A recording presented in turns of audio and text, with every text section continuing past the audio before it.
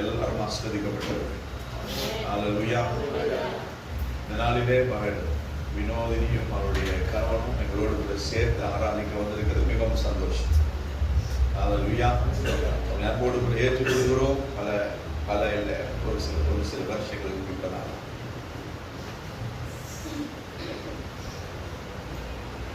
உலகமே ஆண்டவராய் இயேசு கிறிஸ்துவின் பிறப்பை கொண்டாடி கொண்டிருக்கிறது. මේ ලෝකයේම ඇවිල්ලා දෙවියන් වහන්සේගේ ඉපදීම සමරමින් සිටිනවා. கர்த்தர் பிறந்தது உண்மை. දෙවියන් වහන්සේ ඉපදුනේ එක ඇත්ත. அவர் வளர்ந்து வாழ்ந்து தன்னுடைய ஜீவனை மரணத்துக்கு ஒப்பு கொடுத்தது உண்மை. උන්වහන්සේ ඇවිල්ලා ජීවත් වෙලා උන්වහන්සේගේ ජීවනය අපිට පූජා කරපු එක ඇත්ත. மரித்த கிறிஸ்து மூன்றாவது நாள் உயிரோடு எழுந்து 40 நாட்கள் பூமியிலே வாழ்ந்து பரலோகம் எழுந்து சென்றது உண்மை. මරණව යේසුස් වහන්සේ නැවත උන්වහන්සේ තුන්වෙනිදා නැගිටලා උන්වහන්සේ 40 වන දවසේදී උන්වහන්සේ ස්වර්ග රාජ්‍යයට ගියේ එක ඇත්ත. இதோ நான் சீக்கிரமாய் வருகிறேன் என்று சொன்னவர் அவருடைய வருகை துரிதமாய் இருக்கிறது உண்மை. මෙන්න මං ඊට ඉක්මනට එන්නම් කියලා කිව්වා දෙවියන් වහන්සේගේ ඊම ඊට ළඟ තිබෙන එකක් ඇත්ත.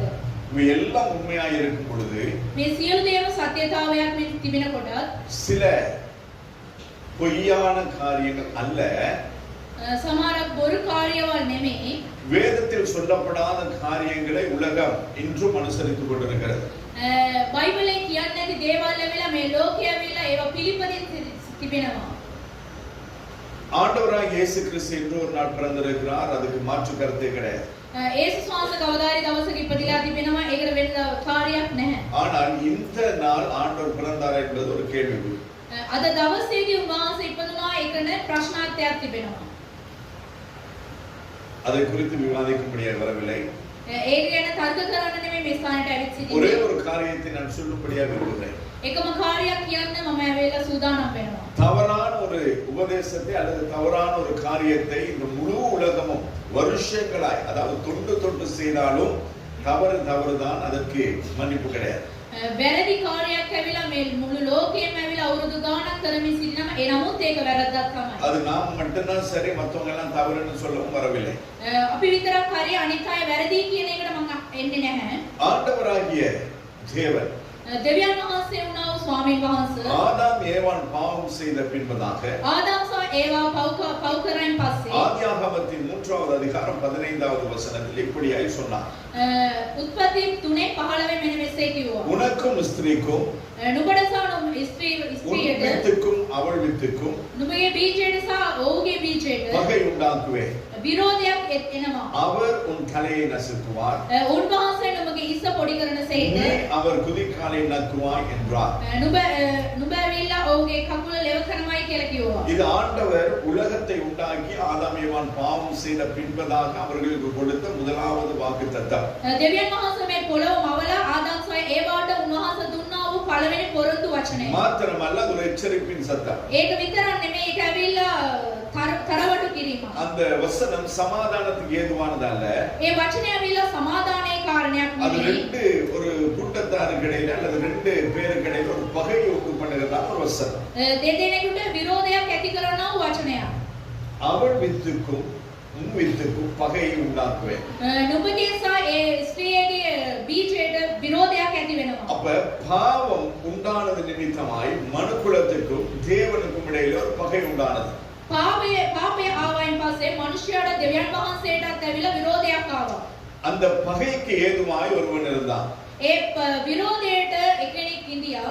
அவனை நசுக்குவேன் என்று பிதாவாகிய தேவன் ஒரு வாக்கை கொடுத்தார். ඔව්ව මම පොඩි කරනවායි කියලා පියාණන් වහන්සේ වූ දෙවියන් වහන්සේ ඇවිල්ලා වචනයක් දුන්නා. அந்த வாக்குத்தத்தம் நிறைவேற ඒ පොරොන්දු වචනේ ඉෂ්ට වෙන පිණිස வேத அறிஞர்களுடைய கூற்றின்படி බයිබලයේ දන්නා වූ කට්ටිය 4000 வருஷங்கள் கடந்திருக்கிறது. අවුරුදු 4000ක් ඇවිල්ලා ඒවා පසු කරගෙන ආවා.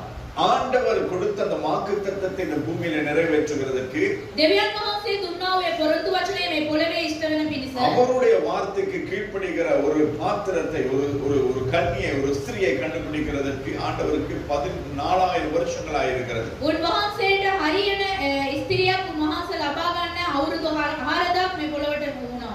எனவே இந்த 4000 வருஷங்களுக்குள் கர்த்தருக்கு சித்தமாயிருந்தால் அவருக்கு முடியும் முடியாத ஒண்ணுமே கிடையாது. උන්වහන්සේට කැමැත්ත නම් උන්වහන්සේට කිසිම දෙයක් බෑ. ஆனால் ஆதாமை மண்ணிலிருந்து உருவாக்கின தேவன் மரியாளையும் கூட ஏதோ ஒரு ஸ்தானத்தில் உண்டாக்கி இருக்கலாம். ආදාම් ඇවිල්ලා මේ මැටි වලින් මැව්වා දෙවියන් වහන්සේට ඇවිල්ලා මරියාව කොයි වලේදී මවන්න පුළුවන්. ஆனால் இந்த மனுக்குலத்தின் பாவங்களை தீர்க்கிறதற்கு ஏற்ற ஒரு பாத்திரம் இந்த மனுக்குலத்திலிருந்து தான் உண்டாக வேண்டும். මේ මිනිස්යාගේ කාර්යය ඇවිල්ලා නැති කරන මිනිස්යාගෙන් තමයි එක්කෙනෙක් මැවෙන්නේ. அப்ப அந்த மனுக்குலத்திலே தேவ சித்தத்தை நிறைவேற்றுகிறதான ஒரு பாத்திரத்தை தேடி எடுக்கிறதற்கு ஆண்டவருக்கு 4000 வருஷங்கள் ஆனது. දෙවියන් වහන්සේගේ කැමැත්ත සහ ඒ ඉෂ්ට කිරීම සිදු වෙන්න ඇවිල්ලා දෙවියන් වහන්සේට අවුරුදු 4000ක් සිදු වුණා. நாங்களும் வருஷங்களை ஆராதிக்கிறோம். අපි ඇවිල්ලා අවුරුදු ගානක් උන්වහන්සේව නමස්කාර இந்த කරනවා. முழு உலகமும் கர்த்தரை ஆராதிக்கிறது. මේ මුළු ලෝකෙම උන්වහන්සේව නමස්කාර கர்த்தராகிய කරනවා. இயேசு கிறிஸ்துவின் பிறப்பை அறிந்திருக்கிறது. පියාණන් වහන්සේ යේසුස් වහන්සේගේ ඉපදීම උන් දැන සිටිනවා. அவருடைய மரணத்தை அறிந்திருக்கிறது. උන්වහන්සේගේ මරණය දැන සිටිනවා. ஆனாலும் இன்னும் அநேக திருச்சபைகளிலே அவர்கள் சொல்லுகிறதான ஒரு கூற்று என்னவென்றால் බොහෝ සභාවල් වල ඒගොල්ලෝ කියන කාරණේ මොකක්ද නම් இந்த முழு உலகத்திற்கும் சுவிசேஷம் அறிவிக்கப்பட வேண்டும், அப்பொழுதுதான் ஆண்டவர் வருவார். මේ මුළු ලෝකෙටම එවල සුභාරංචිය කියන්න ඕනේ. එවිට තමයි උන්වහන්සේ පැමිණෙන්නේ. இந்த சுவிசேஷம் ஆண்டவராகிய இரட்சகராகிய இயேசு கிறிஸ்து பிறந்தார் என்ற இந்த சுவிசேஷம் முழு உலகத்துக்கும் தெரியுமா தெரியாதா? යේසුස් වහන්සේ මේ පොළොවට ආවයි කියන එක මේ ලෝකෙටම දන්නවද නැද්ද? தெரியுமா தெரியாது? அரபு நாடுகள் உட்பட எல்லா தேசங்களுக்கும் தெரியும். සෑම දේශයකම මේ සුභාරංචිය දන්නවා. இயேசு கிறிஸ்து மரித்தார், යේසුස් වහන්සේ මැරුණා. அவர் உயிரோடு கூட எழுந்தார் උන්වහන්සේ නැවතත් නැගිට්ටා. என்ற சுவிசேஷம் நல்ல செய்தி இந்த உலகத்துக்கு தெரியுமா தெரியாது? මේ සුභාරංචිය මේ යාපත් කාර්යය ඇවිල්ලා හැමෝටම දන්නවද නැද්ද? தெரியுமா தெரியாது? தெரியும். දන්නවා. அப்ப இனிமேல் அறிவிக்கத்தக்கதான ஒரு சுவிசேஷம் இந்த பூமியில கிடையாது. තවදුරටත් වචනයක් ඇවිල්ලා මේ පොළවේදී නැහැ. அவர் வருகிறேன் என்றவருடைய வருகைக்கு சபை ஆயத்தமாக வேண்டும். උන්වහන්සේ එනවයි කියන එකට මේ සභාව ඇවිල්ලා සූදානම් විය යුතුයි. அவனவனுடைய கிரியைகளுக்கு தக்கதான பலனை ஆண்டவர் கொண்டு வருகிறார். ඔවුන්ගේ ක්‍රියාවට විපාකය උන්වහන්සේ අනිවාර්යයෙන් රැගෙන එනවා. அப்ப நாம் சரியானதை செய்தால் அதற்கு ஏற்ற என்னது அவனுடைய அந்த நம்முடைய கிரியைகளுக்கு தக்க பலன் அவரோடு கூட வரும். ඔවුන්ගේ විපාකයට ඇවිල්ලා ක්‍රියාවට ඇවිල්ලා ඒ විපාකය අනිවාර්යෙන් හම්බ වෙනවා. நாங்கள் தவறானதை செய்தால் அதற்கேற்ற கிரியைகளும் அவரோடு கூட வரும். අපි ඇවිල්ලා වැරදි කාර්යය කරොත් ඒවටත් ඒක ஆண்டவராகிய இயேசு கிறிஸ்துவின் பிறப்பை குறித்து, அவருடைய வளர்ப்பை குறித்து, அவருடைய மரணத்தை குறித்து, அவருடைய உயிர்த்தெழுதலை குறித்து ஆதியாகமம் முதல் கொண்டு வெளிப்படுத்தின விசேஷம் வரை அதை குறித்து மட்டும்தான் சொல்லப்பட்டிருக்கிறது. යේසුස් වහන්සේගේ ඉපදීම සහ ජීවිතය උන්වහන්සේගේ මැරීම ඒ වගේම නැවත නැගිටීම ඇවිල්ලා උත්පත්ති සිට එළිදරව් වෙනකන් ඒ සිද්ධිය විතරමයි කියා තිබෙන්නේ. ஏசாயா தீர்க்கதரிசன புத்தகம் 7வது அதிகாரத்திலே ඒසාය 8 වන පරිච්ඡේදයේදී 10 தொடங்கி 14 வரையும் நீங்கள் வாசிப்பீர்களானால் 10 සිට 14 වෙනකම් අපි කියවන විට அதிலே 14வது வசனத்திலே 14 වන පදයේදී ஆதலால் ஆண்டவர் தாமே මන්ද කියනවා උන්වහන්සේ පමණමයි உங்களுக்கு ஒரு அடையாளத்தை கொடுப்பார். ඕගොල්ලන්ට ඒක සලකුණක් දෙනවා. இதோ ஒரு கன்னிகை கர்ப்பவதியாகி ස්ත්‍රියක් ඇවිල්ලා ගර්භ වෙලා ஒரு குமாரனை பெறுவாள், එක පුත්‍රයෙක් ලබන්නේ. அவருக்கு இம்மானுவேல் என்று பெயரிடுவார் ඔහුට ඇවිල්ලා ඉමානුවේල් කියන නම තබන්න என்று சொல்லி ஏசாயா தீர்க்கதரிசியின் மூலமாய் கன்னி பிறப்பை குறித்து ஆண்டவர் தீர்க்கதரிசனமாய் பேசியிருக்கிறார். දෙවියන් වහන්සේගේ ඉපදීම ගැන ඒසායා පොතේදී මෙසේ කියලා තියෙනවා. அப்போ ஒரு கன்னியிடத்திலிருந்து ஆண்டவர் பிதாவாகிய தேவன் ஆதியாகமம் 3:15 சொன்னது நிறைவேறிவிட்டது. දෙවියන් වහන්සේගේ වචනය ඇවිල්ලා මේ වචනය තුලින් ඉෂ්ට වුණා. 9வது அதிகாரம் 6வது வசனத்திலே, ஏசாயா 9வது அதிகாரம் 6வது வசனத்திலே ඒසායා 9:6 වන පදයේදී நமக்கு ஒரு பாலகன் பிறந்தார், අපිට ඇවිල්ලා කුමාරයෙක් ඉපදුනේ. நமக்கு ஒரு குமாரன் கொடுக்கப்பட்டார், අපිට ඇවිල්ලා කුමාරයෙක් ඇවිල්ලා ලැබුණේ. கர்த்தத்துவம் அவர் தோள் மேல் இருக்கும், උන්වහන්සේගේ කාර්යය ඇවිල්ලා උන්වහන්සේගේ ඉසපෙඩ. அவர் நாமம் அதிசயமானவர், උන්වහන්සේගේ නාමය විශ්මිතයි. ஆலோசனை கர்த்தர், උපදේශ දෙන්නා වූ දෙවියන් வல்லமையுள்ள වහන්සේ, தேவன், පරාක්‍රම වූ දෙවියන් நித்திய වහන්සේ, பிதா, උන්වහන්සේ සදාකාලික වූ දෙවියන් சமாதான වහන්සේ, பிரபு எனப்படும் සමාදානයේ දෙවියන් වහන්සේ என்று சொல்லி இயேசு கிறிஸ்துவின் மெஸ்ஸியாவினுடைய அந்த அத்தனை சுபாவங்களையும் உள்ளடக்கி மெஸ்ஸியா என்று சொல்லப்படுகிறதான இரட்சகர் பிறப்பார் என்று சொன்னதான இந்த வார்த்தையை, வாக்குத்தத்தத்தை இந்த 9:6 நாங்கள் பார்க்கிறோம். යේසුස් වහන්සේගේ මෙසියා කියන එකේ උන්වහන්සේගේ ඉපදීම ගැන අපි යෙසායා 9:6 දී අපි බලනවා. அதே போல ஏசாயா தீர்க்கதரிசன புத்தகம் 53வது அதிகாரத்தில் நீங்கள் வாசிப்பீர்களானால் යෙසායා 53 වන පරිච්ඡේදයේදී අපි කියවන විට அவருடைய பாடுகளை குறித்து நாங்கள் பார்க்க முடியும். උන්වහන්සේගේ ඒ සියලුම පීඩාව ගැන ස්ථානයේදී අපි බලනවා. நமக்காய் அவர் அடிக்கப்படுகிறது. උන්වහන්සේ අපෝදේශාම උන්වහන්සේ ඇවිලා දඬුවම් நம்முடைய ලබනවා. பாவங்கள் அவர் மீது சுமத்தப்பட்டது. අපගේ පාපය උන්වහන්සේගේ කර පිට උසලා இந்த ගත්තා. எல்லா விதமான அவருடைய அந்த கேடடைந்த அந்த ரூபம் எப்படி இருந்தது?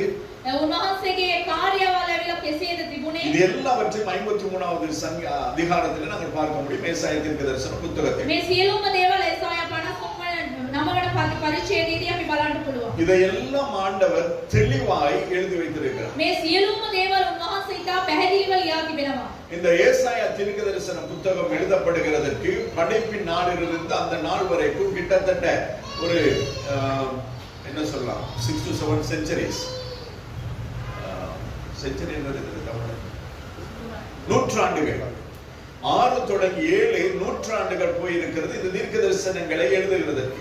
මේ යෙසායා පොත ලියන්න ඇවිල්ලා මේ මැවීමේ දවසේ පටන් ඇවිල්ලා දසප්ත ඇවිල්ලා 6 වෙනකම් ගියා. அதாவது கிறிஸ்துவுக்கு முன் 7740 ஆண்டுகளுக்கும் 701வது ஆண்டுக்கு இடையிலே இந்த தீர்க்க தரிசனங்கள் எழுதப்பட்டிருக்கிறது. கிறிஸ்துஸ் වහන්සේට పూర్ව කලින් මේ කාර්යය ඇවිල්ලා මේවා ලියලා තිබෙනවා. இவ்வளவையும் எழுதி வைத்த ஆண்டவர் මේ සියලුම දේවල් ලියා තිබුණා දෙවියන් වහන්සේ. நம்முடைய இயேசு கிறிஸ்து யார்?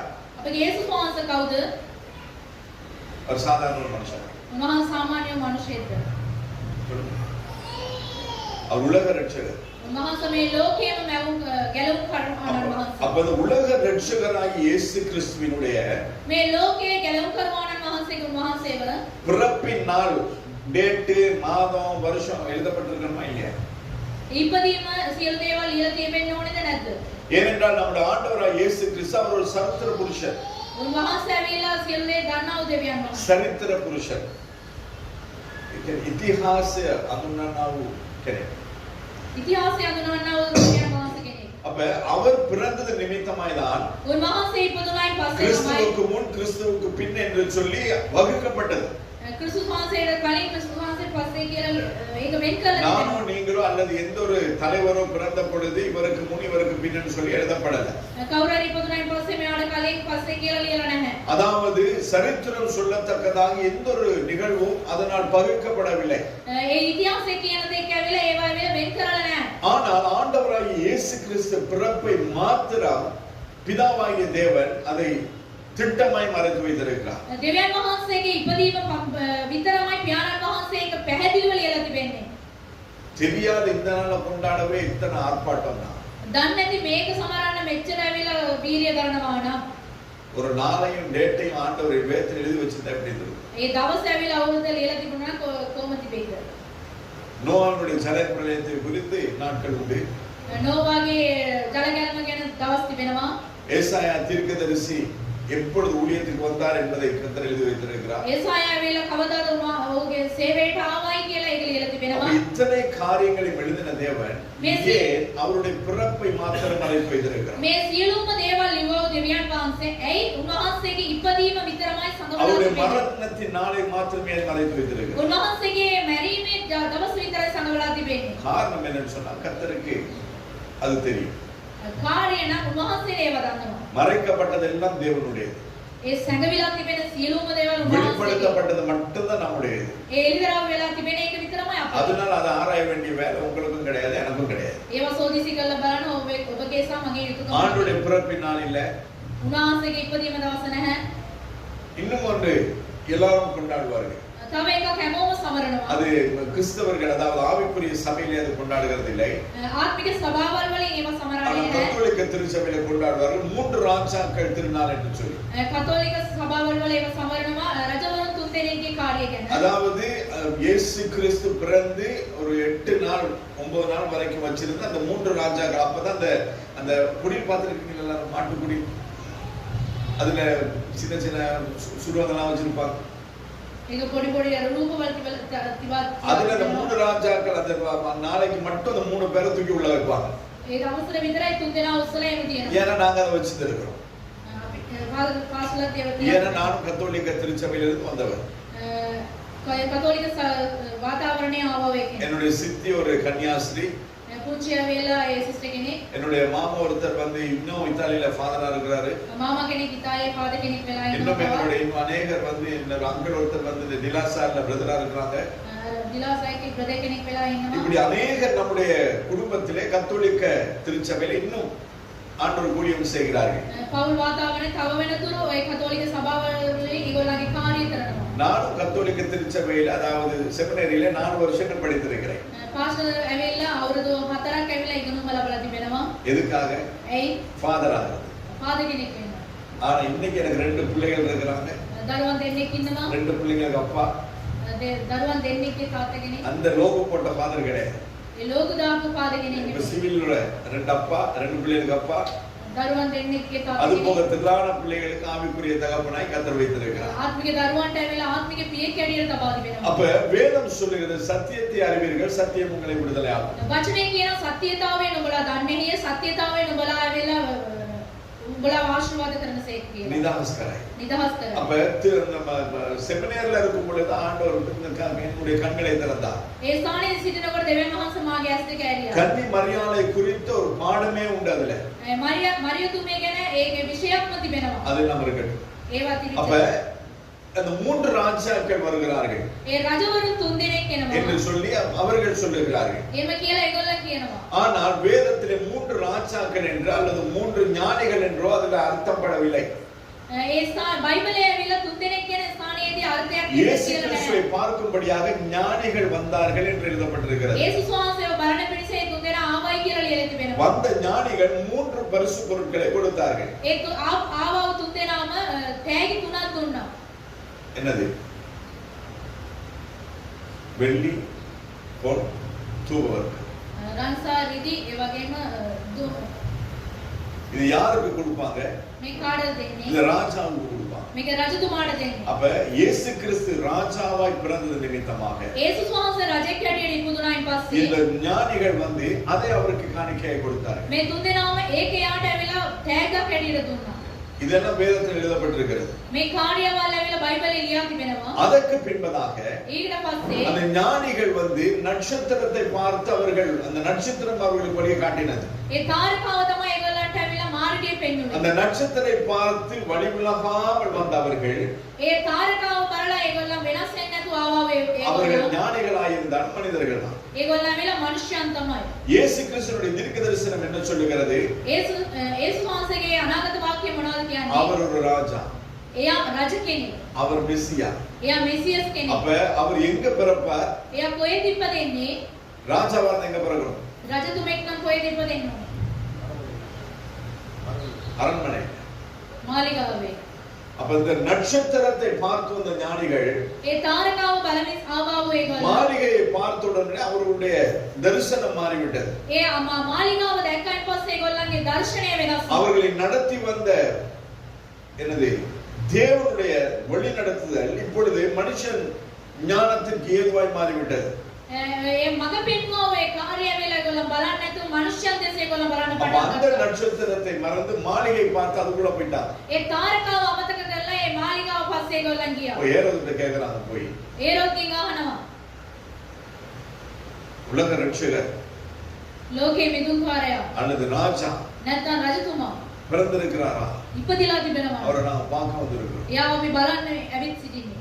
அதை கேட்டோன்னே ஏரோது டென்ஷன் ஆயிட்டாங்க. ඒක දැක්ක ඒක ඇහුවන් පස්සේ ඒරොත් කෝප වුණා. என்ன தவிர இன்னொரு ராஜா பிறந்திருக்கிறான். මටත් වඩා රජ කෙනෙක්ද? அந்த ராஜாவை எப்படி நான் பார்க்கிறது? ඒ රජතුමාව කෙසේද මම அந்த බලන්නේ? ராஜாவை நான் எப்படி ஒளிச்சு கட்டுறது මේ රජතුමාව කොහොමද මම නැති කරන්නේ? என்று அவன் சிந்தித்து ஒரு காரியத்தை அவன் செய்கிறான். එහෙම එයා සිතලා එක කාර්යයක් එයා කරනවා. என்ன செய்கிறான்? මොනවද කරන්නේ? தந்திரமாய் அவர்களுடைய ஞானிகளிடத்துல பேசுகிறான். එයා ඇවිල්ලා ඒගොල්ලෝ තුන්දෙනාගෙන් කතා කරනවා. அந்த ராஜாவை அந்த குழந்தை நீங்கள் தரிசித்து எனக்கும் சொல்லுங்க நான் வந்து அவனை தரிசிக்கிறேன். ඒ රජතුමාව ඒ බිලින්දාව දැක්කයින් පස්සේ ඕගොල්ලන් කියන්න මමත් ඇවිල්ලා බලන්න ඕනේ. அப்ப அவன் போன நாள்ல இருந்து பார்த்துட்டு இருக்காரு. வந்து சொல்லுவாங்க வந்து சொல்லுவாங்க. ඒ ගියා දවස් ඉඳන් ඒගොල්ලන් එයා බලාගෙන ඉන්නවා ඇවිල්ලා කියයි කියලා. வந்த மாதிரி கிடையாது. ඒගොල්ලෝ ආවෙ නැහැ. அப்பொழுதுதான் அவருக்கு நினைக்க ஓய்வு என்னை ஏமாத்திட்டாங்க. මේගොල්ලෝ මාව රවට්ටලා තිබෙනවා. அப்படி என்று நினைத்து එහෙම හිතලා 2 வயதுக்கு உட்பட்ட எல்லா ஆண் பிள்ளைகளையும் கொல்லும்படியாய் ஒரு சட்டத்தை ஏற்படுத்துகிறார். එයා ඇවිල්ලා අවුරුදු දෙකකට සෑම කුඩා දරුවන්ව මරන්න කියලා එයා ඇවිල්ලා කිව්වා. டேட் இருக்குதா? දිනයක් තිබෙනවාද? ஆண்டவர் இந்த டேட்டை கொடுத்திருந்தா அந்த டேட்ல பிறந்த பிள்ளைகளை மாத்திரம் கொள்ள சொல்லியிருப்பார். දිනයක් දීලා තිබුණා ඒ දිනේදී ඉපදුනා දරුවන් විතර මරන්න ஆனால் කියලා. அந்த டேட் இல்லாத நிமித்தமா இயேசு கிறிஸ்துவின் நிமித்தமா எத்தனை பிள்ளைகள் மறிக்க கொடுக்கப்பட்டிருக்கிறார். ඒ දවස දන්නේ නැති ඉඳා යේසුස් වහන්සේ නිමිත්තෙන් කී දෙනෙක් ඇවිල්ලා මැරුණාද? டேட் கிடையாது.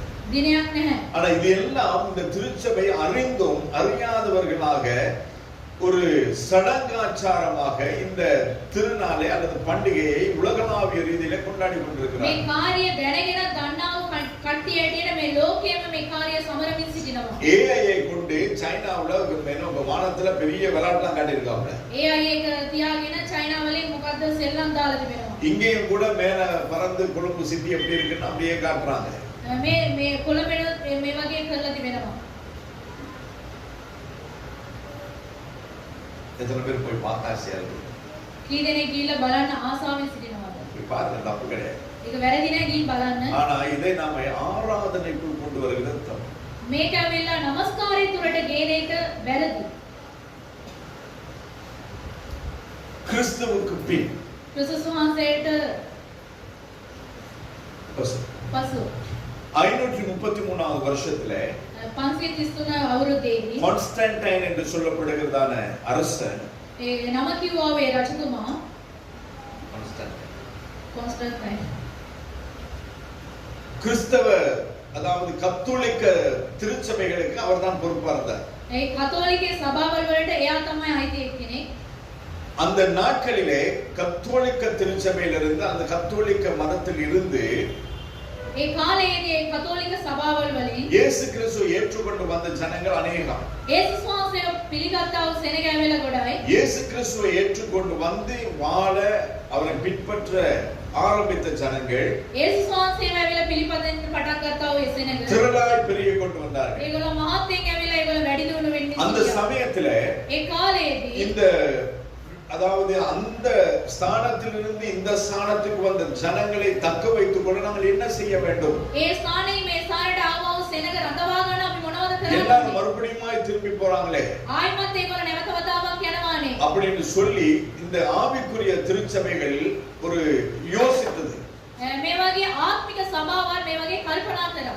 யோசித்த திருச்சபைகள் என்ன செய்தது? එහෙම කල්පනා කරව සභාවල් මොනවද இந்த කරේ? வந்து மறுபடியும் போகிற ஜனங்களை வைத்துக் கொள்ளுகிறதற்கு நாங்கள் அந்த இடத்துல இருக்கிற அதே திருவிழாக்களை பண்டிகைகளை இங்கும் கொண்டாடினா அந்த ஜனங்க போக மாட்டாங்கன்னு தீர்மானித்து இந்த பண்டிகைகளை அவர்கள் மறுபடியும் ஆசரிக்க ஆரம்பித்தார்கள். මේ ආවා වූ සෙනගවිලා ආයම වතාවක් ඒ ස්ථානයට යන්නේ නැතුව ඉතිබෙන්න ඕනේ නම් ඒ වගේ කාර්ය මේ ඇතුළට ගේන්න ඕනේ කියලා ඒ වගේ මේ ඇතුළට ගෙනත් அதனால் தான் இன்று ஆவிக்குரிய திருச்சபைகளும் நத்தாரையும் அல்லது ஆண்டவருடைய மரணத்தையும் உயிர்த்தெழுதலையும் கொண்டாடி கொண்டிருக்கிறார்கள். ආත්මික සභාවල් වල මේ වගේ සැමරීම් සමරගෙන සිටින්නේ.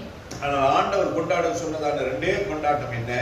දෙවියන් වහන්සේ සමරන්න කිව්වා වූ කාර්ය දෙකයි. மாத பிறப்பு, මාසේ පටන් ගැනීම, வருஷ பிறப்பு. අවුරුද්දේ පටන් இது ගැනීම. ரெண்டையும் சபை கூடி வர வேண்டும். මේ දෙකම ඇවිල්ලා සභාව රැස් වෙලා ඉන්න அது ඕනේ. இல்லாதபடி ඒක නැත්නම් 7 பண்டிகைகள் கொண்டாட வேண்டும்.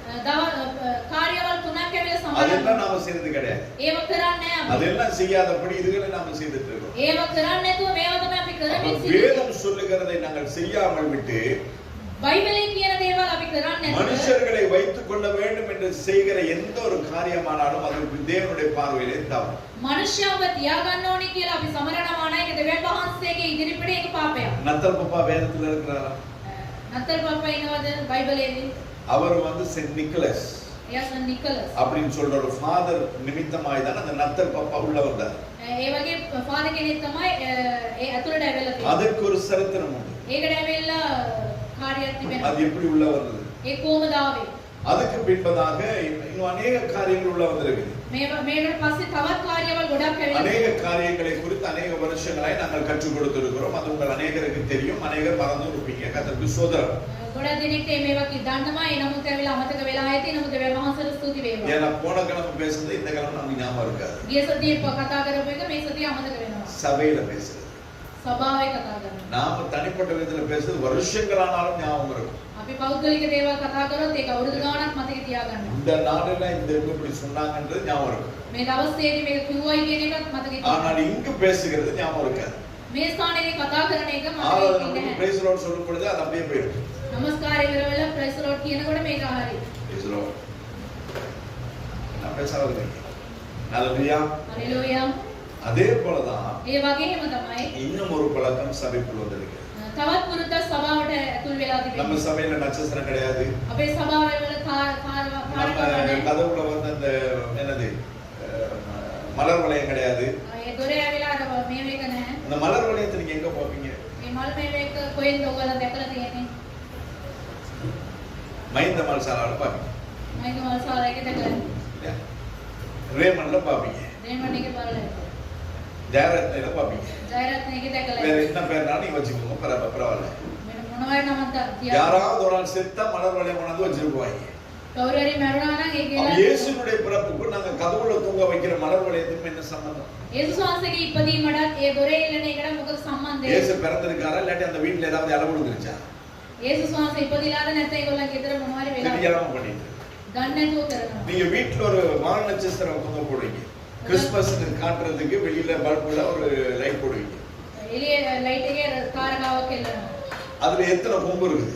ඒ කොම් කීයක් තියෙනවද? எத்தனை? 5. පහයි. இந்த 5 கூறுகளை கொண்ட நட்சத்திரம் அந்தி கிறிஸ்துவினுடைய சின்னம். මේ කොම් පහම තියෙන ඒ කාරකාව ඇවිල්ලා අන්තික්‍රිස්තුගේ අඩයාලම. அது கிறிஸ்துவின் பிறப்புக்கும் நட்சத்திரத்துக்கும் சம்பந்தமே கிடையாது. ක්‍රිස්තුස් වහන්සේගේ ඉපදීමට සහ ඒ කාරකාවට කිසිම හේතුවක් නැහැ. அதுவும் வீட்ல ஒரு மரத்தை வச்சு மேல முக்குல மாட்டி விட்டுறது அது.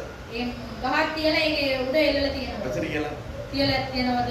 அந்தி கிறிஸ்து வீட்டுக்கு நீங்களே கொண்டு வந்து வச்சிருக்கீங்க. අන්තික්‍රිස්තුව ගෙදරටම අපිම කැඳවනවා. எரேமியா தீர்க்கதரிசன புத்தகம் එරේමියා පොතේදී 10வது அதிகாரம். දාවන පරිච්ඡේදයේ அதை மாத்திரம் நாங்கள் தியானித்து நாங்கள் முடிக்க போறோம். ඒක විතරක් අපි කියවලා எரேமியா தீர்க்கதரிசன புத்தகம் 10வது அதிகாரம் එරේමියා දාවන පරිච්ඡේදය 1 தொடங்கி 5வது வசனம் வரை. එකේ සිට 5 දක්වා. யாராவது இந்த 2வது வசனத்திலே நாங்கள் பார்க்கிறோம். දෙවෙනි පදයේදී අපි බලනවා புறஜாதிகளுடைய மார்க்கத்தை கற்றுக்கொள்ளாதிருங்கள். අන්‍ය සෙනගගේ කාර්යවල් ඕගොල්ලෝ දැනගන්න එපා. 2வது வசனத்தின் ஆரம்ப பகுதி என்ன சொல்லுகிறது? දෙකේ පළවෙනි කොටස මොනවද කියන්නේ? புறஜாதிகளுடைய மார்க்கத்தை கற்றுக்கொள்ளாதிருங்கள். අනිත් ජාතින්ගේ මාර්ගය ඉගෙන නොගැනියනිලා.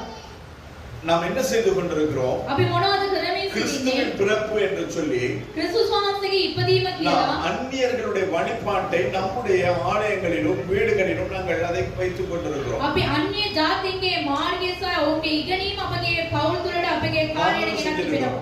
අපිත් කරලා තිබෙනවා. அறியாத நாட்களிலே செய்திருக்கிறோம். ඒ දන්නේ නැති කාලයේදී කරලා அது තිබෙනවා. என்று அறிந்தோமோ අපි ඒක කවදාද දැනගත්තේ? அன்னைக்கு வாங்கி வச்ச மரத்தை கொடுத்துட்டோம். එදා ගත්තා වූ ගහ දීලා ඉවරයි. அது வெளிநாட்டுல இருந்து கிடைச்சது லைட் அது செட் எல்லாமே පිට රටේදී ලයිට් ඔක්කොම අප වුණා. எல்லாத்தையும் கொடுத்துறோம். ඒ ඔක්කොම දුන්නා. இன்னும் என்னென்ன அதை சார்ந்து இருந்ததோ எல்லாத்தையுமே கொடுத்தோம். මොන මොනවද තියුනේ ඒ සියලුම දේවල් දුන්නා. ஏன் சொன்னா அதுக்கு நமக்கு சம்பந்தம் கிடையாது. ඒකටත් අපිට කිසිම සම්බන්ධයක් නැහැ. புறஜாதிகளுடைய மார்க்கத்தை கற்றுக்கொள்ளாதிருங்கள். අන්‍ය ජාතින්ගේ මාර්ගය ඉගෙන නොගනිලා. 3வது வசனத்தின் முதல் பகுதி சொல்லுகிறது තුන්වෙනි පළවෙනි කොටස කියනවා ஜனங்களின் வழிபாடுகள் வீணா இருக்கிறது. ජාතින්ගේ චාරිත්‍රාව නිෂ්ඵලයි. அப்ப ஆண்டவருடைய வார்த்தையின்படி දෙවියන් වහන්සේගේ වචනය පරිදි இப்பேற்பட்டதான கொண்டாட்டங்கள் எல்லாமே මෙවැනි සැමරිලි සියලුම දේවල් ஆண்டவருடைய பார்வையில் எப்படி இருக்கிறது? දෙවියන් වහන්සේගේ පෙනීමේදී කොහොමද තිබෙන්නේ? வீணா இருக்கிறது. ඒවා නිෂ්ඵලයි. ராத்திரி 10 மணிக்கு ஆராதனை ஆரம்பிச்சிருப்பாங்க சில சபைகளில. සමහරක් සභාවල් වල 10ට නමස්කාරය சில පටන් சபைகளில் 9 ගන්න. மணிக்கு. සමහරක් සභාවල් වල 9ට. அது எத்தனை மணிக்கு ஆரம்பிச்சாலும் பரவாயில்ல. කී වෙලාව කීයෙන් පටන් ගත්තත් அது කමක් නැහැ. எத்தனை மணிக்கு முடிச்சாலும் பரவாயில்ல. කීයටද ඉවර වුණත් කමක් නැහැ. ஆனால் அது தேவனுடைய பார்வைக்கு எப்படி இருக்கிறது? ඒක දෙවියන් වහන්සේගේ පෙනීමට කොහොමද அதே තිබෙන්නේ? நேரத்திலே ඒ වගේම இப்பொழுது நாங்கள் ஆராதிக்கிற இந்த ஆராதனையும் දැන් අපි නමස්කාරය කරන්නව මේ නමස්කාරය நத்தார் ஆராதனையாக இருந்தால் அது கர்த்தருக்கு அருவருப்பாயிருக்கும்.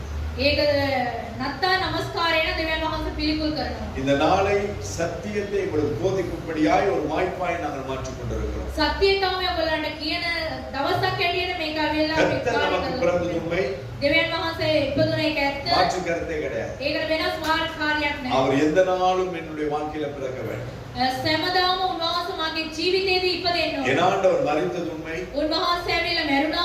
அந்த இரத்தத்தினால் நானும் நீங்களும் உயிரோடு கூட வாழ்ந்து கொண்டிருக்கிறோம். ඒ ලේවලේ ඔබ සහ මම ඇවිල්ලා ජීවිතින් ජීවත් அந்த වෙනවා. ஆண்டவர் உயிரோடு கூட எழுந்தது உண்மை. උන්වහන්සේ නැවත නැගිට්ටා ඒක ඇත්ත. அந்த உயிர்த்தெழுந்த இயேசுவினுடைய வல்லமை ஒரு நாளும் நம்முடைய வாழ்க்கையில வெளிப்பட வேண்டும். ඒව නැවත නැගිට්ටා දෙවියන් වහන්සේගේ කාර්ය අප තුල ඇවිල්ලා නැගෙන්න ඕන. இதோ நான் சீக்கிரமாய் வருகிறேன் என்று சொன்னது உண்மை. උන්වහන්සේ ඉතා ඉක්මනට එන්නම් කියපු එක ඇත්ත. அவருடைய வருகைக்காய் சபை அன்றாடம் காத்திருக்க வேண்டும். උන්වහන්සේගේ පැමිණීමට සභාව හැමදාම ඇවිල්ලා සූදානම්ව ஒவ்வொரு සිටින්න ඕන. நிமிஷமும் காத்திருக்க வேண்டும். සෑම තප්පරයක්ම සූදානම් වෙන්න ඕන. அதையெல்லாம் செய்யாதபடி ඒ සියලු දේවල් කරන්නේ නැතුව நாங்கள் செய்கிற வழிபாடு அது வீணா இருக்கிறது. අපි කරන්නා සෑම කාර්යම ඒක නිෂ්ඵලයි. நான் சொல்லல, வேதம் சொல்லுகிறது. මම නෙමෙයි කියන්නේ දෙවියන් වහන්සේගේ වචනේ எரேமியா කියනවා. 10:3 வாசிக்கிறோம். යෙරේමියා 10:3 අපි කියවනවා. ஜனங்களின் வழிபாடுகள் வீணா இருக்கிறது. ජාතීන්ගේ චාරිත්‍ර නිෂ්ඵල. காட்டில் ஒரு மரத்தை வெட்டுகிறார்கள். වනාන්තරේ ගහක් කපනවා. அது தச்சன் கையாடுகிற வாச்சினால் பணிப்படும்.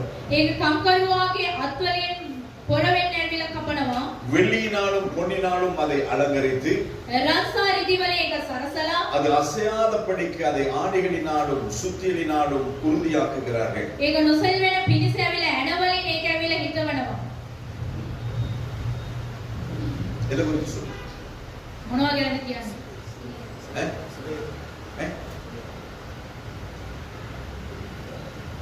எதை குறித்து சொல்லு? මොනවද ගැනද කියන්නේ? உங்க வீட்டுல மரம் வச்சிருக்கீங்க? ගෙදර ගහක් තියලා තිබෙනවද? அத வீட்டுல உள்ள என்னது மாங்காய் மரம், கொய்யா மரம், பப்பாளி மரம் இதை பத்தி கேட்கறேன். ගෙදර තියෙන peer ගස් මේ වගේ ගස් වල ගැන இது 2-3 நாளா போய் தேடி தேடி அலைஞ்சு வீட்டுல வாங்கி வந்து வச்சிருப்பாங்க பாருங்க கொஞ்சம் பேர். දවස් 3ක් ඇවිල්ලා එහෙම ගිහලා අරන් ආපු ගහක් තියෙනවා. இப்ப என்னது ஒரு மரம் இருக்குது, வாங்கி அப்படியே முடிஞ்ச பிறகு துண்டு துண்டா கலட்டி அப்படியே பெட்டியில போட்டு கட்டி வச்சிருது, மறுபடியும் அடுத்த வருஷத்துல எடுத்து நாட்டி வச்சிருது. මේ අවුරුද්දේ ඒක පාවිච්චි කරන ඊට පස්සේ ඔක්කොම ගලවලා පෙට්ටියකට දාලා තියෙනවා. ஆனா முன்ன அந்த ஆர்டிபிஷியல் மரம் எல்லாம் கிடையாது. ඉස්සර කාලේ වගේ ගස් නැහැ. அப்ப சைப்ரஸ் மரம் தான் வாங்கணும். සයිප්‍රස් ගස් තමයි அப்ப ගන්න. சைப்ரஸ் மரத்தை வாங்கிட்டு வந்து இப்படி வச்சா நிக்குமா? ඒ ගහ ඇවිල්ලා එහෙම තිබ්බයින් පස්සේ ඒක තියෙන්නේ නැහැ. அப்ப என்ன பண்ணணும்? මොනවද කරන්නේ? ஒரு வாரியில கல்ல போட்டு வைக்கணும். වාජනයක ඇවිල්ලා ගලක් அதுக்குள்ள மரத்தை வைக்கணும். ඊට පස්සේ அந்த ඇවිල්ලා மரம் அந்த பக்கம் இந்த பக்கம் ஆடாதபடி அதை வச்சு இருக்கணும். ඒක කොයි පැත්තට වැනෙන්නේ නැතුව அப்படியே இருக்கனாலும் சில மரங்கள் உங்களை மாதிரி என்ன மாதிரி அடங்காத மரங்கள் உண்டு. එහෙම තියුණත් ඒ ඔයා වගේ මම වගේ ආන්නේ ගස්වල வாளில வச்ச கல்லையும் தாண்டி இப்படி ஒரு பக்கத்துக்கு வரும்.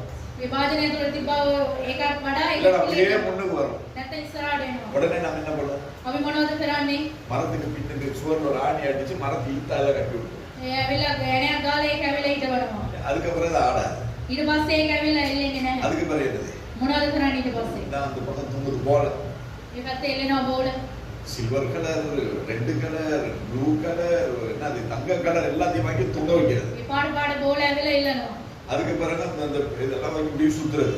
ඔක්කොම තියලා ඒක වටේ அதுக்கு பிறகு කරලා லைட்டிங் போட்டுறது. ඊට පස්සේ ලයිට් එකක් දානවා. இதெல்லாம் எப்போ சொல்லப்பட்டிருக்கு? කවදද මේ කියලා තියෙන්නේ? கிட்டத்தட்ட 3000 வருஷத்துக்கு முன்பதாக சொல்லப்பட்டது. අවුරුදු 3000කට කලින් කිව්වා වචන. ஆண்டுடைய பிறப்புக்கு முன்பதாக சொல்லப்பட்டது. දෙවියන් වහන්සේගේ ඉපදීමට කලින් කිව්වා වචන. இதைதான் இன்று கிறிஸ்தவர்களாகிய நானும் நீங்களும் கிறிஸ்தவ சமுதாயம் செய்து கொண்டிருக்கிறது. ක්‍රිස්තියානි වුණා ඔබ සමව ඇවිල්ලා මේ ක්‍රිස්තියානි වාතාවරණය තුල අපි කරන கிறிஸ்துவின் பிறப்பை காண்பிக்கிறதற்கு ක්‍රිස්තුස් වහන්සේගේ ඉපදීම அல்லது පෙන්වන්න நாம் ஒரு கிறிஸ்தவர்கள் என்று அடையாளப்படுத்துகிறதற்கு මම ඇවිල්ලා ක්‍රිස්තියානි කියලා ඒක පෙන්වන්න கழுத்துல கிராஸ் போட வேண்டிய அவசியம் கிடையாது. බෙල්ල ඇවිල්ලා කුරුසියක් දාන්න ඕනේ නැහැ. வருஷத்துக்கு ஒரு வாசல்ல அந்த என்னது ரீத்தை தொங்க வைக்க வேண்டிய அவசியம் கிடையாது. අවුරුද්දකට වතාවක් ඒවා එල්ලන්න ඕනේ නැහැ. ரீத்து என்னது? செத்த வீட்டுல வந்து வைக்காது. මරණ ගෙවල් වල තියෙන එක. அந்த கிறிஸ்துவினுடைய அந்த அடையாளத்தை கொண்டு இந்த வீட்டுக்குள்ள வைக்க வேண்டியது கிடையாது. අන්තික්‍රිස්තුගේ අඩයාමගේ ඇතුළට ගෙනලා තියන්න இதெல்லாம் கொண்டு வந்து நாங்கள் அறிந்தும் அறியாமல் விதை செய்து கொண்டிருக்கிறோம். මේවා සියලු දේවල් අපි දැනගෙන අපි මොනවද කරන්නේ? சாபத்தை நம்முடைய வீட்டுக்குள்ளாய் நாங்கள் அழைக்கிறோம். ශාපය අපගේ නිවස් තුළට අපි කැඳවනවා. இன்னும் சிலருடைய வீடுகளை பாத்தீங்கன்னா සමහර ගෙවල් වල අපි බැලුවායින් පස්සේ எருசலேமினுடைய படம் இருக்கும். பார்த்திருக்கீங்களா? ජෙරුසලේම්ගේ පින්තූරේ තිබෙනවා. பார்த்திருக்கீங்களா? சிலருடைய வீட்டிலே எருசலேமினுடைய படம் இருக்கும். සමහර නිවස් වල ජෙරුසලේම්ගේ පින්තූරේ තිබෙනවා. அந்த எருசலேம் படத்துல பாருங்க, ஒரு இடத்துல ஒரு தங்க ஒரு சர்ச் மாதிரி ஒன்று இருக்கும். ජෙරුසලේම් පින්තූරේ බලන්න රත්තරන් චර්ච් එකක් වගේ තිබෙනවා එකක්. பார்த்திருக்கீங்களா? බලලා තිබෙනවද? சர்ச்சா? முஸ்லிம் பள்ளி. මුස්ලිම් දේවස්ථානය. நான் முஸ்லிம் பள்ளியை கொண்டாந்து சர்ச் வீட்டுக்குள்ள வச்சிட்டு මුස්ලිම් චර්ච් එක ඇවිල්ලා ගේ ඇතුලේ තියා තිබෙනවා අපි. சிலருடைய வீட்டுல பாருங்க, සමහරක් නිවස් වලින් බලන්න சாப்பாட்டுக்கு மேசைக்கு பதிலா பக்கத்துல இந்த கடைசி ராபோஜன படம் போட்டு ඒ කැම කාමරේ ඇවිල්ලා මේ පින්තූරය අලවලා ඇති. ஏ பின்துறை அந்திம ராத்திரி போஜனம். අන්තිම රාත්‍රී භෝජනේ පින්තූරය. அப்ப அந்த படம் போட்டா நம்ம சாப்பாடு மேசை நிரம்பிடுமா? ඒ ෆොටෝ එක දැම්මයින් පස්සේ අපගේ කැම කාමරේ පිරෙනවද? குசினை நிரம்பிடுமா? ඒ සියලු දේවල් පිරෙනවද? ஒரு நாள் நிரம்பாது. ඒවා පිරෙන්නේ නැහැ. நம்ம என்ன செய்கிறோம்? අපි මොනවද කරන්නේ?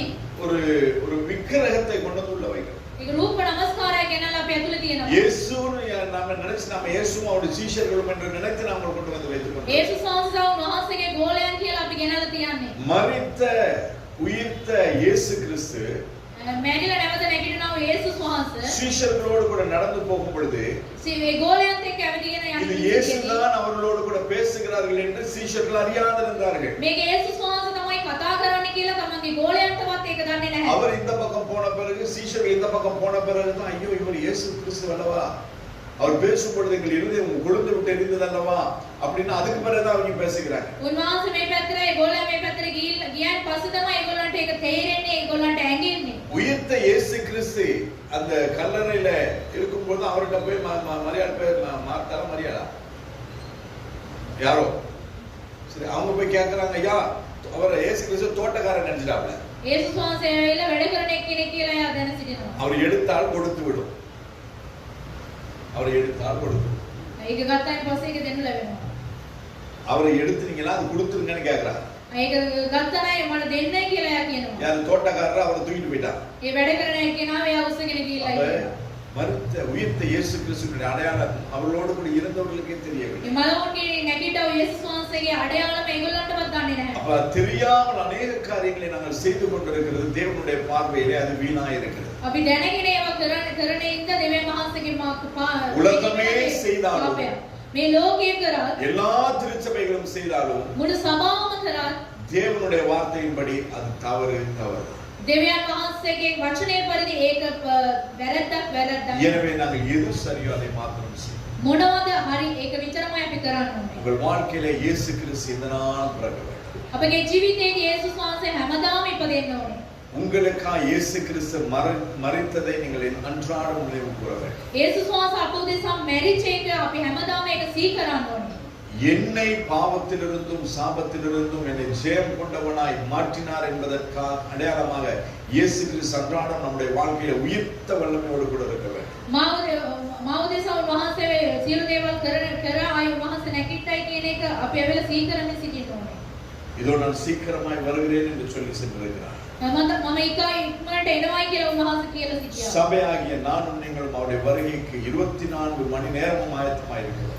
සභාව වුණා අපේ ඔබ සමම ඇවිල්ලා පැය 24ම උන්වහන්සේගේ පැමිණීමට සූදානම්ව සිටින්න ඕනේ. இனிமேல் அவருடைய பிறப்போ උන්වහන්සේගේ ඉපදීම அவருடைய மரணமோ උන්වහන්සේගේ මැරීම எதுவும் பெரிய ஒரு தாக்கத்தை நம்முடைய வாழ்க்கையில் உண்டாக்காது. අපගේ ජීවිතයේ කිසිම දෙයක් කරන්නේ නැහැ. இனிமேல் முழு உலகத்துக்கும் ஏற்பட போகிற ஒரே ஒரு தாக்கம் මේ ලෝකයේටම ඇවිල්ලා වෙනසක් කරන්නා වූ කාර්යයක් அவருடைய வருகை. උන්වහන්සේගේ පැමිණීම. யாரெல்லாம் ஆயத்தமாக இருக்கிறோமோ, කවුරු සූදානම්ව සිටිනවාද, யாரெல்லாம் அவருடைய வார்த்தையின்படி நாங்கள் வாழ்கிறோமோ, කවුරු උන්වහන්සේගේ වචනේ පරිදි ජීවත් වෙනවාද, யாரெல்லாம் இயேசு கிறிஸ்துவை மாத்திரம் சந்தோஷப்படுத்துகிறோம், කවුරු උන්වහන්සේව පමණක් ප්‍රියපත් කරනවාද, அவருடைய வருகையின் பொழுது இமை பொழுதில் எடுத்துக் கொள்ளப்படுவார். උන්වහන්සේගේ පැමිණීමේදී ඔවුන් විතරමයි ගනු ලබන්නේ. இமை பொழுதுனா என்ன தெரியுமா?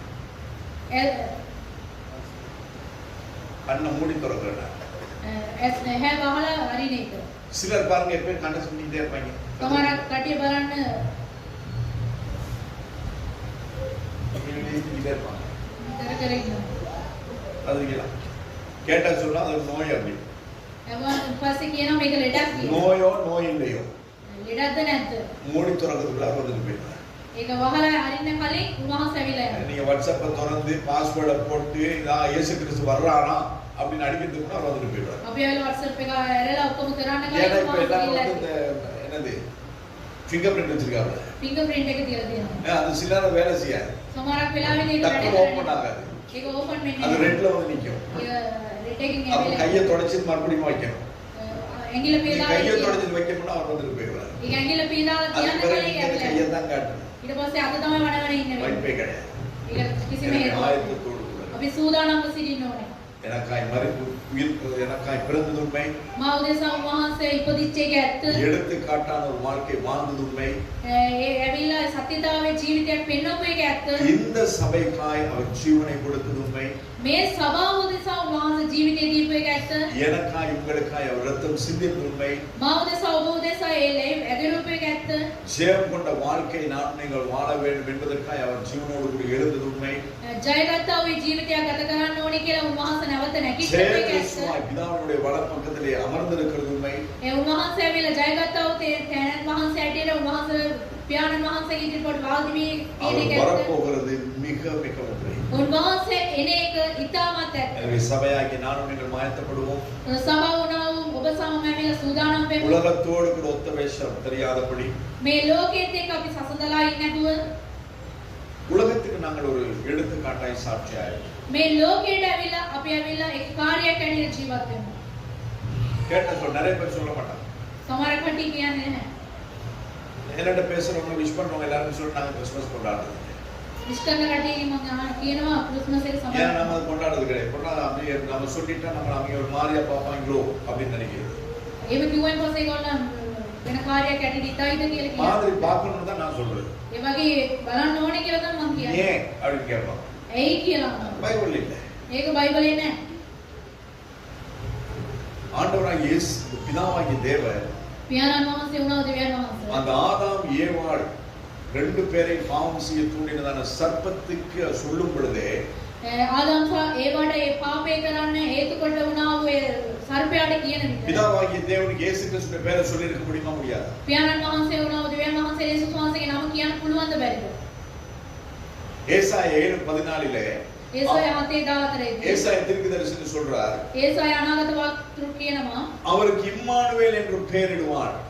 එයාට ඇවිල්ලා ඉමානුවේල් කියන නම තබන්න. அப்ப ஏசாயா தீர்க்கதரிசி இயேசு கிறிஸ்து மரியாள் வைக்க போற பேர் என்னன்னு சொல்லி ஏசாயா தீர்க்கதரிசிக்கு தெரிஞ்சிருக்குமானால் ඒසාය අනාගත වක්තෘට ඇවිල්ලා මරියා තබා තිබෙන ඉමානුවේල් කියන නම දන්නවා. ஏசாயா தீர்க்கதரிசியாய் அழைத்த ஆண்டவருக்கு தெரியுமா தெரியாதா? ඒසාය අනාගත වක්තෘට අනාගත වාක්‍ය කෙනෙක් කෙදල්වව දෙවියන් වහන්සේට දන්නේ නැද්ද? அவர் என்ன சொன்னார்? උන්වහන්සේ මොනවද කිව්වේ? அவர் உன் தலையை நசுக்குவார். ඔව් උන්වහන්සේ ඔහුගේ ඇවිල්ලා ඉස්ස පොඩි කරන அதனால தான் நீங்க நிறைய பேர் வந்து கிறிஸ்துமஸ்ல எக்ஸ்பிரஷன் போட்டுட்டு இருக்கீங்க. සමහර කට්ටිය ඇවිල්ලා එක්ස්මස් කියලා දානවා. வார எவர் யாருன்னே தெரியாது. එන්නේ කෙනා කවුද කියලා அவர் දන්නවා. வந்துட்டாரான்னு கூட தெரியாது. එනවද ඇවිල්ලාද කියලා எக்ஸ்பிரஸ் එක්ස්මස්. அது நம்ம கணக்குல தான் கண்டுபிடிக்கணும். y என்னது x என்னதுன்னு சொல்லி போட்டு கணக்கு வைப்பாங்க. y මොකක්ද x කියලා ගණන් වලින් තමයි ගණන් ගන්න ඕනේ. அதை நாம கண்டுபிடிக்கணும். ඒක අපි ඉගෙන ගන්න ඕනේ. அவங்க கண்டுபிடிக்கிறது யாரை கண்டுபிடிப்பாங்க? இனிமேல் அந்தி கிறிஸ்து தான் கண்டுபிடிக்கும். අන්තික්‍රිස්තුව තමයි ඒගොල්ලෝ ඇවිල්ලා අඳුරගන්නේ. யார் அந்த x? කවුද ඒ x? ஆண்டவருடைய வருகைக்கு பின்பதாய் வரப்போகிற அந்தி கிறிஸ்து. දෙවියන් වහන්සේගේ පැමිණීමකට පස්සේ එන්නා වූ எனவே අන්තික්‍රිස්තුව. எதை செய்தாலும் ஜாக்கிரதையாக செய்யுங்க. මොනවා කරත් ප්‍රවේශමෙන් කරන්න. வேதம் சொல்லுகிறபடி செய்யுங்க. දෙවියන් වහන්සේගේ වචනේ පරිදි ඒවා කරන්න. நான் சொல்லுகிறபடியோ අපි කියන පරිදි නෙමෙයි. அல்லது இந்த சிந்திகளின்படியோ கிடையாது. මේ කියන්නා වූ මේ දේශනාව තුලින් නෙමෙයි. ஆராய்ந்து பாருங்க. මේවා වෙලා ඔයලා බලන්න. வேதம் என்ன சொல்லுதோ அதை மாத்திரம் செய்யுங்க. වචනේ මොනවද කියන්නේ ඒක විතරමක් කරන්න. கர்த்தர் உங்களை ஆசீர்வதிப்பார். දෙවියන් වහන්සේ ඔයාලට ආශිර්වාද කරනවා. ஹalleluya. හalleluya. ஜெபிக்கலாம். අපි යාඥා කරමු. வீட்டுக்கு போங்க. ගෙදරට යන්න. நிறைய பிளான் பண்ணி வச்சிருக்கீங்க. ගොඩක් ප්ලෑන් කරලා ඇති. மிஸ்டர் புத்துல சாப்பிடுறதா? මිස්ටර් පොත්තුවකින් කරනවද? மச்சாங்களை சாப்பிடுறதா? මචං එකේ කරනවද? இல்லைன்னா எங்க நீங்க நைட்டுக்கு எங்கது நைட்டுக்கு அந்த எங்கேயோ நைட் கடலாம் போட்டு வச்சிருக்காங்க. எங்கது சத்தம் அழுத் கடைக்கு போறதா? எங்கேயாவது போங்க. ஆனா ஒரு நாள் என்ன பண்ணுங்க, உபவாசம் பண்ணுங்க. கர்த்தர் உங்களை ஆசீர்வதிப்பார். நல்ல ஆண்டவரே, இந்த நாளுக்காய் நாங்கள் உங்களுக்கு நன்றி செலுத்துகிறோம். சத்தியத்தை அறிவீர்கள், சத்தியம் உங்களை விடுதலையாக்கும். கர்த்தர் எங்களுக்கு கொடுத்த எல்லா நல்ல ஈவுகளுக்காய் சுதரிக்கிறோம். எங்களுக்காய் இந்த பூமியிலே உங்களுடைய ஒரே பேரான குமாரனை அனுப்பி தந்தீரே, அதற்காக நாங்கள் உங்களுக்கு நன்றி சொல்கிறோம். இயேசு கிறிஸ்துவின் இரத்தத்தினால் சம்பாதிக்கப்பட்டதான எனக்காய் எங்களுக்காய் நாங்கள் உங்களுக்கு நன்றி சொல்கிறோம். යේසුස් වහන්සේගේ ලේ වලින් මෙලයාකොට ගත්තා වූ මා උදෙසා සියලුම දෙනාම பரலோகத்தின் மேன்மை நிறைங்களுக்காய் வைத்திருக்கிறீர், அதற்காக உம்மை ஸ்தோத்திரிக்கிறோம். ස්වර්ග රාජ්‍යයේ උසස් වීම අප උදෙසා තබා තිබෙන නිසා ස්තුතිවන්ත වෙනවා. ஆண்டவர் உலகத்தின் மார்க்கத்தை நாங்கள் அறிந்து நாங்கள் வீணாய் போகாதபடி මේ ලෝකේ කාර්ය දැනගෙන අපි විනාශයෙන් යන්නේ නැතුව என் தேவனுடைய சத்தியத்தின்படி வாழ்ந்து உம்மை நித்தியத்துக்கு வந்து சேர උන්වහන්සේගේ සත්‍ය දැනගෙන උන්වහන්සේගේ නිත්‍ය සදාකාල ජීවිතයට ඇතුල් වෙන්න எங்களுக்கு இரக்கம் செய்வீராக. උන්වහන්සේ අපිට කරුණාව பிள்ளைகளை පෙන්වන්න ஆசீர்வதிக்கிறேன். ආශිර්වාද කරනවා පියාණනි. இயேசு கிறிஸ்துவின் மூலமாய் பிதாவே. යේසුස් වහන්සේගේ නාමයෙන් පියාණනි. ஆமென். ආමේன். ஹalleluya. ஹalleluya. கர்த்தர் நம்மை ஆசீர்வதித்திருக்கிறார்.